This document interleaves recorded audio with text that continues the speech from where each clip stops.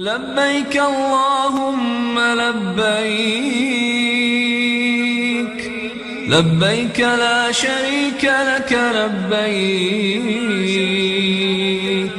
إن الحمد والنعمة لك والملك لا شريك لك لبيك حجا حقا تعبدا ورقا لبيك مرهوبا ومرغوبا إليك لبيك ذا النعماء والفضل الحسن.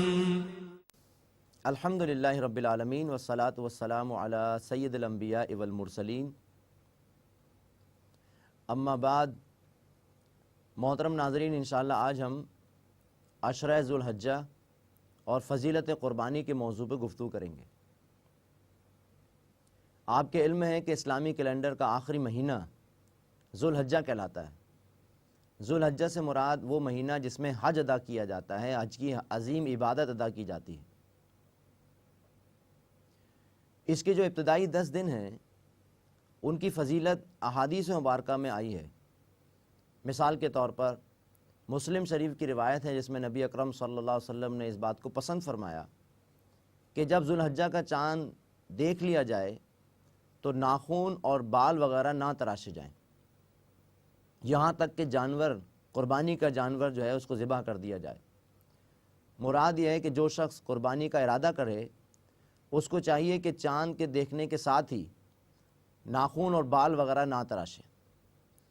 اسی طرح نبی اکرم صلی اللہ علیہ وسلم نے فرمایا کہ ان 10 دنوں میں کیے جانے والے نیک اعمال سے بڑھ کر کسی دوسرے دن کے اعمال نہیں ہو سکتے. یہ روایت بخاری میں نقل کی گئی ہے. اسی طرح پیارے نبی صلی اللہ علیہ وسلم نے ان دنوں میں روزہ اور دیگر عبادات کی بھی فضیلت بیان فرمائی. مثال کے طور پر ترمذی شریف کی روایت میں نبی اکرم صلی اللہ علیہ وسلم نے ارشاد فرمایا، ان دنوں کے روزے کا ثواب سال بھر کے روزوں کے برابر، اور ان دنوں کی ایک رات کی عبادت کا ثواب لیلۃ القدر کی عبادت کے برابر ہے. اس سے مراد یہ ہے کہ یہ ابتدائی 9 دن جو ہیں خاص طور پر یہ روزے کے حوالے سے بڑے اہم ہیں، اور خاص طور پر جو عرفہ ہے، یوم العرفہ 9 ذو الحجہ، اس کے روزے کی تو بہت زیادہ فضیلت آئی ہے. یہاں یہ بات واضح رہے کہ 10 ذو الحجہ جو عید الاضحیٰ کا دن ہے، اس دن روزہ رکھنا ممنوع ہے، حرام ہے. تو ابتدائی 9 دنوں میں خاص طور پر عبادت کا اہتمام اور یہ کہ روزہ رکھنے کا اہتمام، اس کی بڑی فضیلت بیان کی گئی نبی اکرم صلی اللہ علیہ وسلم کی احادیث مبارکہ میں. مسلم شریف کی روایت مبارکہ کے حوالے سے نبی اکرم صلی اللہ علیہ وسلم نے فرمایا کہ ذو الحجہ کا روزہ اگلے اور پچھلے سال کے گناہوں کا کفارہ بن جاتا ہے. 9 ذو الحجہ کی فجر سے لے کر 13 ذو الحجہ کی عصر تک ہر مسلمان پر فرض نماز کے بعد تکبیرات تشریق پڑھنا ضروری ہے. یہ 5 دن تقریباً نبی علیہ الصلوۃ والسلام کی سنت کے مطابق تکبیرات تشریق پڑھی جاتی ہیں.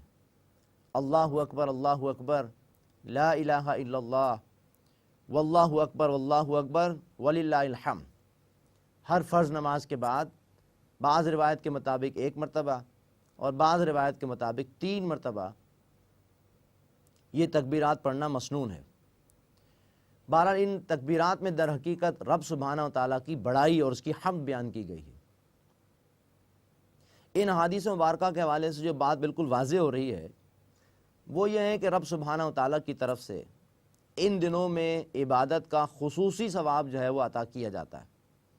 سورۃ الفجر کی ابتدائی آیات میں بھی رب سبحانہ و تعالیٰ نے ان راتوں کا خاص طور پر تذکرہ فرمایا. والفجر ولیال عشر، قسم ہے فجر کے وقت کی اور 10 راتوں کی. علماء کرام نے ان 10 راتوں سے مراد ذو الحجہ کی 10 راتیں رکھی ہیں. ظاہر بات ہے اس کی ایک بہت اہم وجہ ہمیں نظر آ رہی ہے کہ رب کائنات کا گھر بیت اللہ شریف ان دنوں میں آباد ہوتا ہے، اور پوری دنیا سے مسلمان حج کی نیت سے وہاں حاضر ہوتے ہیں. تو رب سبحانہ و تعالیٰ کی رحمت، رب سبحانہ و تعالیٰ کی خاص فضیلت ان دنوں میں جو ہے وہ نمایاں ہوتی ہے. لہذا ہمیں چاہیے کہ ہم ان 10 دنوں میں خاص طور پر عبادات کا اہتمام کریں.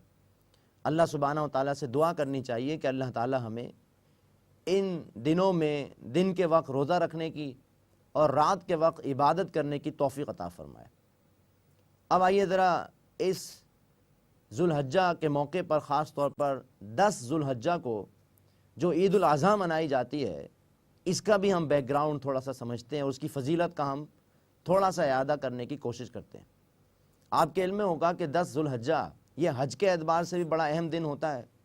9 ذوالحجہ یوم العرفہ ہے، اور دوسرے دن پھر حاجی قربانی وغیرہ دیتے ہیں اور دیگر جو مناسک حج ہیں وہ ادا کرتے ہیں۔ تو ان سے مشابہت پیدا کرنے کے لیے وہ مسلمان جو ان دنوں میں حج کی سعادت حاصل نہ کر سکے، اللہ سبحانہ و تعالیٰ نے ان حاجیوں کی مشابہت کے طور پر مسلمانوں کو یہ سنت، یہ طریقہ عطا فرمایا کہ وہ جہاں جہاں کہیں بھی ہیں وہ عید الاضحیٰ منائیں۔ اس دن خوشی کا دن ہے، قربانی کریں، اور یہ کہ یہ ثواب جو ہے قربانی کا وہ حاصل کر سکیں۔ اور آپ کے علم میں یہ بات بھی ہے کہ در حقیقت یہ سنت ہے حضرت ابراہیم علیہ السلام کی۔ انشاءاللہ آئندہ جو ہمارے لیکچرز ہیں اس میں ہم یہ بات واضح کریں گے کہ یہ حج بنیادی طور پر حضرت ابراہیم علیہ السلام کی عظیم قربانیوں کی یاد ہے، اس کی فرضیت، اس کی حکمت اور اس کے فوائد پر انشاءاللہ آئندہ نشستوں میں گفتگو ہوگی۔ قربانی کا جہاں تک معاملہ ہے، آپ کے علم میں ہے کہ یہ قاف، را اور با سے بنا ہے۔ قر عربی زبان میں کہتے ہیں تقرب حاصل کرنا، کسی کی قربت حاصل کرنا۔ تو در حقیقت ان قربانیوں کے ذریعے، ان ذبیحوں کے ذریعے ہم رب سبحانہ و تعالیٰ کی رضا اور اس کی قربت حاصل کرنے کی کوشش کرتے ہیں۔ یہ بات بھی آپ کے علم میں ہے کہ یہ عظیم قربانی کی یاد ہے جو حضرت ابراہیم علیہ السلام اور ان کے بیٹے حضرت اسماعیل علیہ السلام کی قربانی ہے۔ میں چاہوں گا کہ تھوڑا سا پس منظر آپ کے ذہن میں رہے کہ رب کائنات نے اپنے خلیل، اپنے محبوب کو کس کس طرح آزمایا، اور اس اللہ کے بندے نے کیسی کیسی قربانیاں دیں، جس کے بعد اللہ سبحانہ و تعالیٰ نے ان کو خلیل اللہ کا لقب دیا۔ سورہ بقرہ میں اللہ سبحانہ و تعالیٰ ارشاد فرماتا ہے کہ جب ہم نے ابراہیم کو بڑی بڑی باتوں میں آزمایا اور انہوں نے ان تمام باتوں میں کامیابی حاصل کر لی، تو اللہ سبحانہ و تعالیٰ نے فرمایا کہ اے ابراہیم، اب میں تجھے لوگوں کا امام بنا رہا ہوں۔ امام الناس کا لقب دیا اللہ سبحانہ و تعالیٰ نے۔